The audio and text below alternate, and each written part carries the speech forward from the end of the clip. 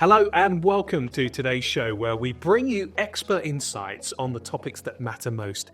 Today we're diving into the fascinating world of private banking finance, specifically for high net worth individuals looking to purchase property in Spain. Now, buying a home is always a significant investment, but when it comes to high value properties, the financial landscape can look a little different. That's where private banking comes in, offering tailored solutions that go beyond what most traditional banks don't provide. Now, to help us explore this topic, I'm joined by Julian Gallagher, an expert in international property finance and a mortgage advisor with Fluent Finance Abroad. With years of experience guiding clients through the often complex process of securing private banking solutions, Julian is here to share his invaluable insights, and we'll be talking about the unique benefits of private banking finance, who qualifies, and how it differs from working with standard banks in Spain. So if you're considering a luxury property purchase or simply curious about what private banking can offer, this is the episode for you. You've been around the coast for a while. Tell us a bit about you. My banking career started off in the UK. I worked for Halifax, which is my hometown, so the Halifax, which later became HBOS. And then subsequently, when HBOS was bought out by Lloyds, I joined Lloyds Bank. That took me here. So I worked for Lloyds Private Bank, Lloyds International Private Bank based in Gibraltar. And I've spent the last 20 years or so between here, Gibraltar and Portugal. Wow, so a bit of everywhere then, really, isn't it? Yes. All the way down the coast. Okay, so to start, Julian, can you give us a quick overview of what private banking finance is? So private banking finance is a very holistic approach towards lending money to individuals whose circumstances surrounding their earnings, their geographical, financial and fiscal profile be non-standard, because as you become more wealthy, different solutions are required just in order to manage your lifestyle correctly. And private banking falls into a hierarchy really between a person's lifestyle choice being the most important. That's the family, the life is the most important thing after all. After that, you start looking at your finances, tax environment, and beyond that, when you come to buying a home, it leads into lending solutions, which is kind of where we sit. Sure. So how's it different from, say, the typical mortgage or property loan as opposed to a standard bank? Yeah, I mean, to put that in simple terms, a high street bank is like a high street supermarket. You go in, you go and get yourself a tin of beans if that's what you're looking for. You might have a little bit of choice between the brands, etc., or the type.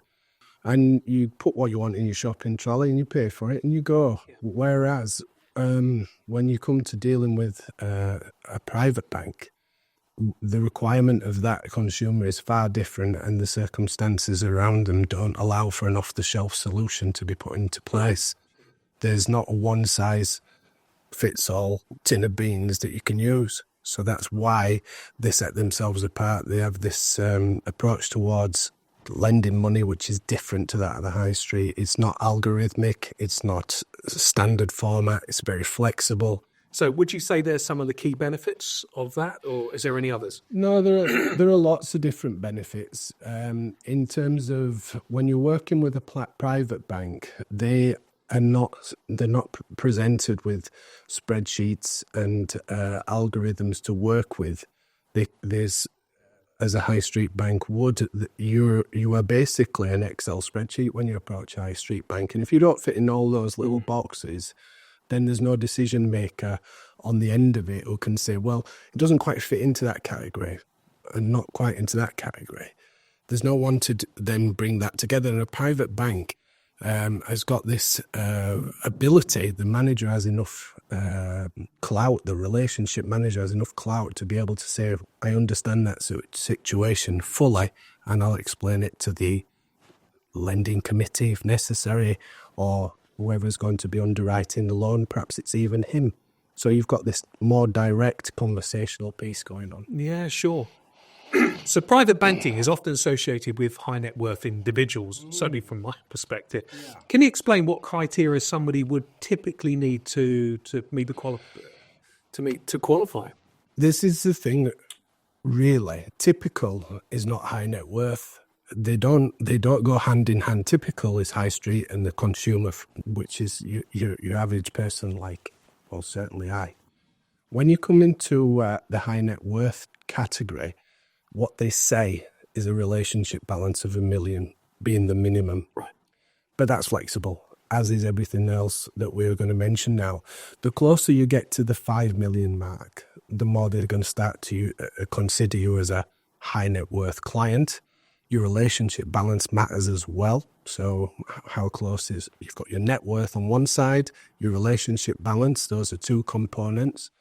When we skip outside of the 5 million mark, there's other categories that you can find yourself in. So if your overall net worth is 20, 30, 40 million, you're going to go into an ultra high net worth category. Okay?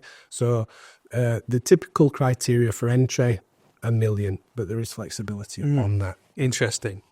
So is private banking finance available to non-residents or expats looking to purchase in Spain? And if so, are there additional considerations for them? I would suggest to you that they have the full suite of services available to them, but not necessarily with the same banks.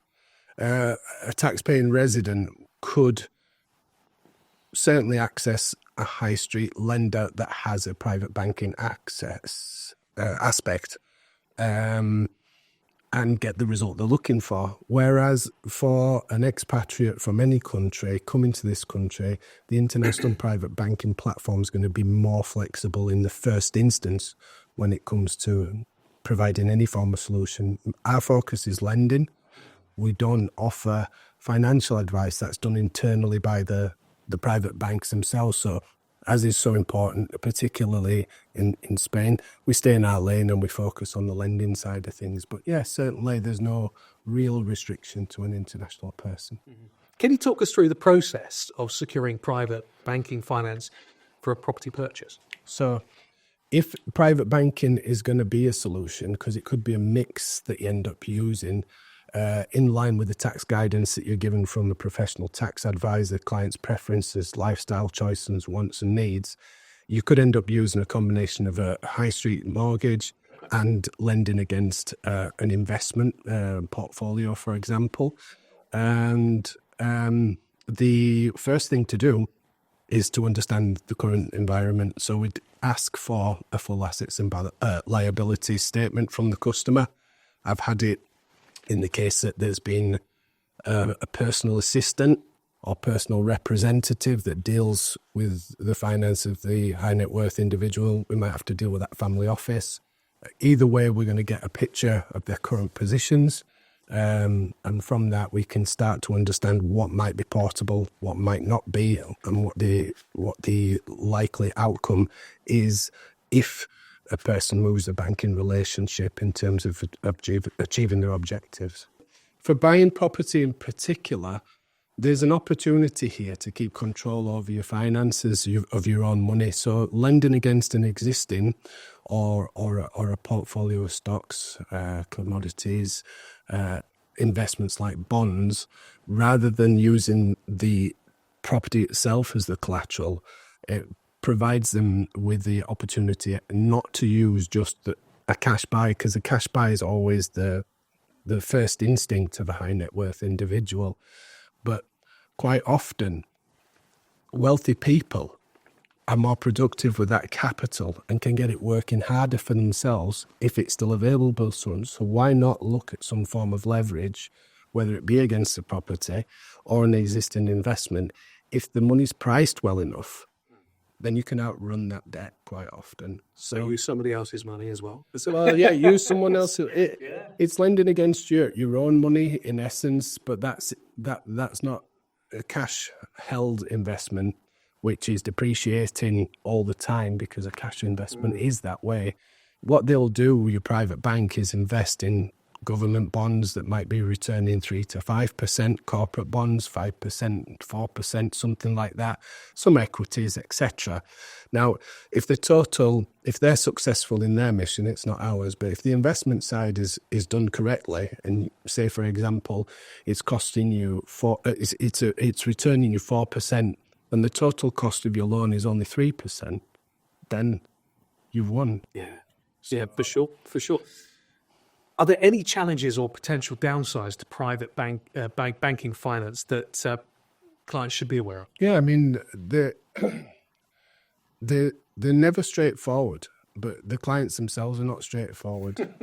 So each case is that we're presented with, we call it a case because it's exactly that. There's a lot of investigation that needs to be done and a lot of banging on doors. You need to know your customer in the first instance, but you need your counterparty. You've got to have a good understanding of the bank as well, which is right or going to be most right for that particular client. And if you're to do that yourself or a personal representative, whatever it may be, it's a lot of legwork, it's a lot of running around, a lot of headaches, a lot of frustration.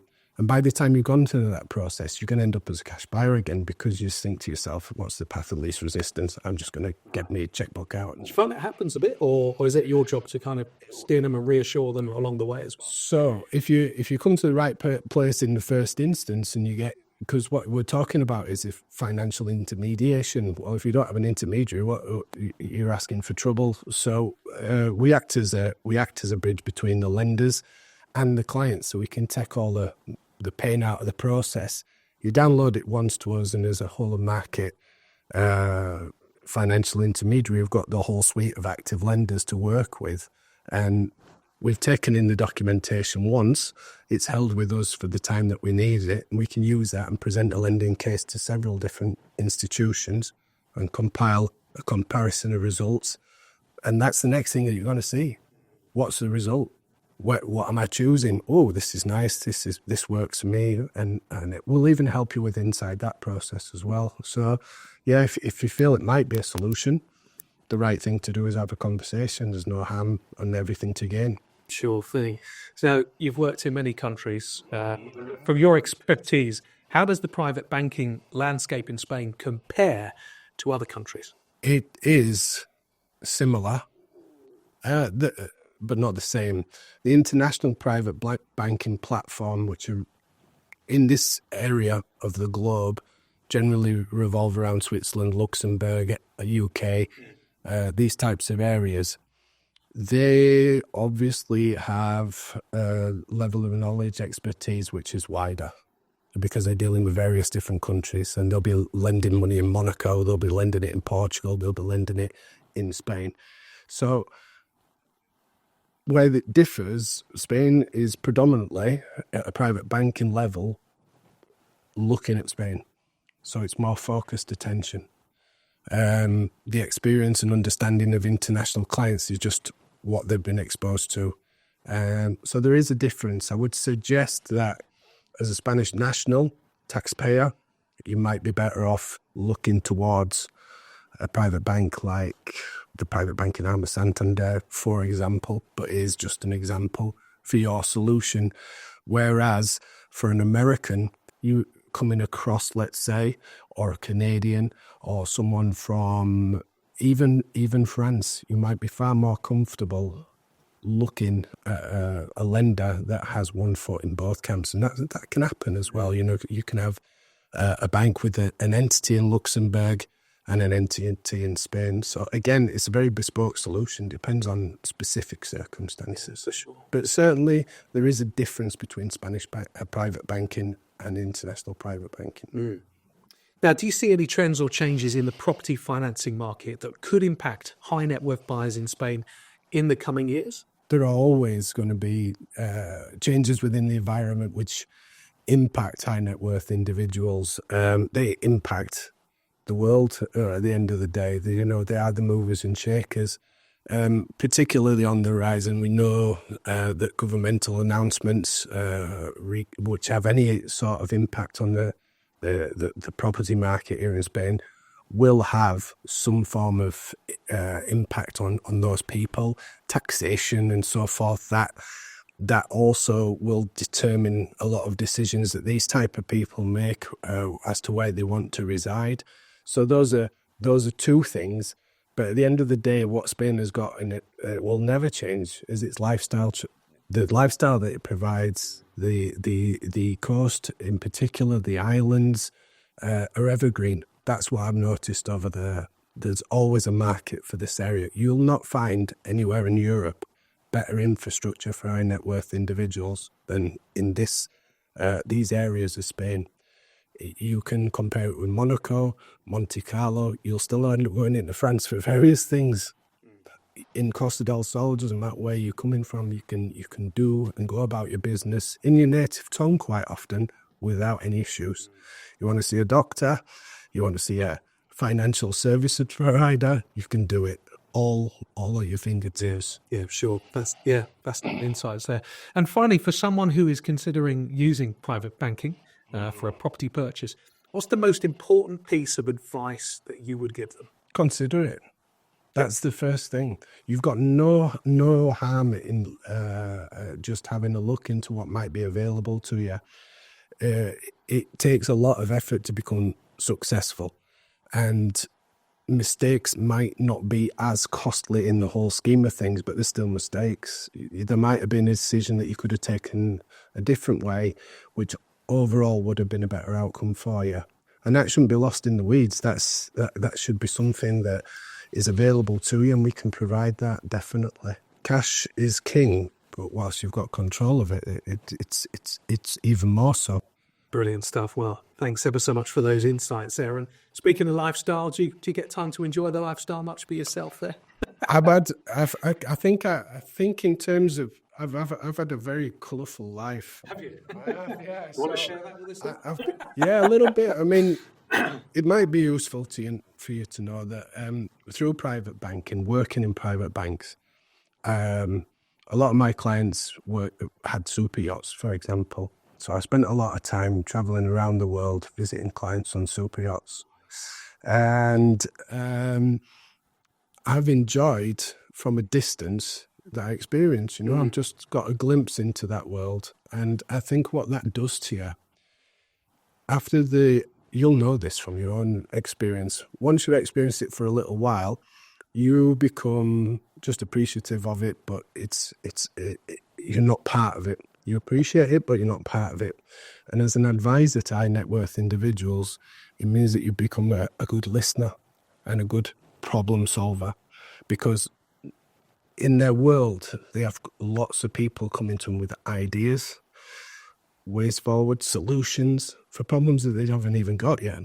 So you wait to be told, you absorb everything that client needs. Once you're certain that you understand that person's perspective, then you can start to present a solution. So with thanks to Julian for shedding light on this fascinating and often under-discussed area of the property financing world. Now it's clear that private banking offers unique opportunities for those looking to purchase high-value properties, especially here in Spain. Now, if you're considering buying a property or think private banking might be the right route for you, be sure to connect with Julian and the team at Fluent Finance Abroad. They're experts in making these complex processes smooth and straightforward. So thanks again for watching, and don't forget to like, subscribe and share this episode with anyone who might find it helpful. We'll see you next time.